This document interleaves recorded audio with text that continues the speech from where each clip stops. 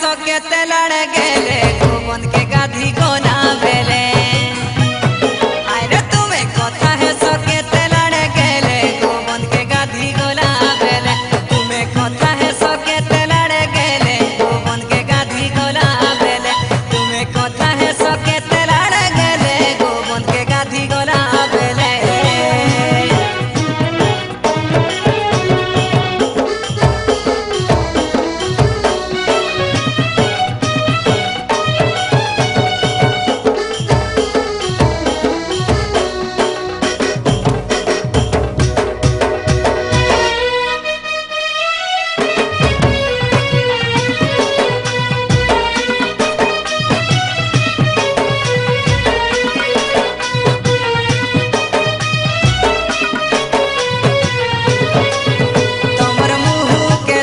तमर तीही के साची तमे जरजरानु हल्दी माखुछ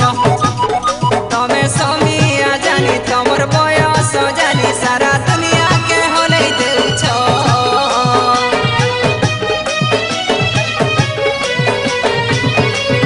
तमर मुहु के साची तमर तीही के साची तमे जरजरानु हल्दी माखुछ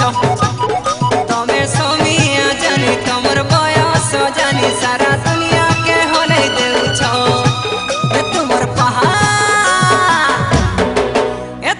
पहा पड़ू थी सिखाले नाले गोवन के गाधी गोना बेले तुमर पहा पड़ू थी सिखाले नाले गोवन के गाधी गोना बेले तुमर पहा पड़ू थी सिखाले नाले गोवन के गाधी गोना बेले तुम्हें कथा है सो के लड़ गेले गोवन के गाधी गोना बेले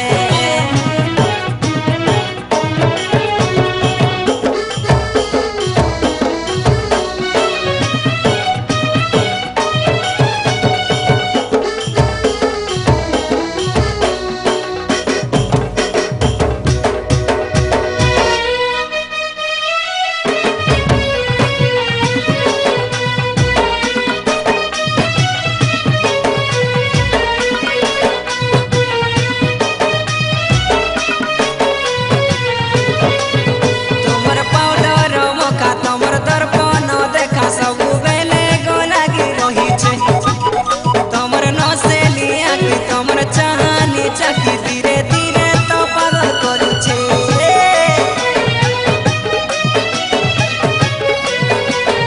तुमर पाउडर मखा तुमर दर्पण देखा सब बेले गो लागी रही छे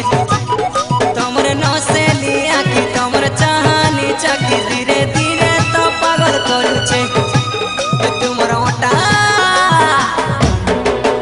तुमर ओटा होलु थी सीताले ताले गोवन के गाधी गोना बेले तुमर ओटा होलु थी सीताले ताले गोवन के गाधी गोना बेले तुमर ओटा होलु थी सीताले ताले गोवन के गाधी गोना बेले नहीं गो बोली मुँह के होना सो रसिया पीला देखी के ते फैशन सोजा सो नहीं गो बोली मुँह के होना सो रसिया फैशन सोजा सो तुम्हें कथा है सो के लड़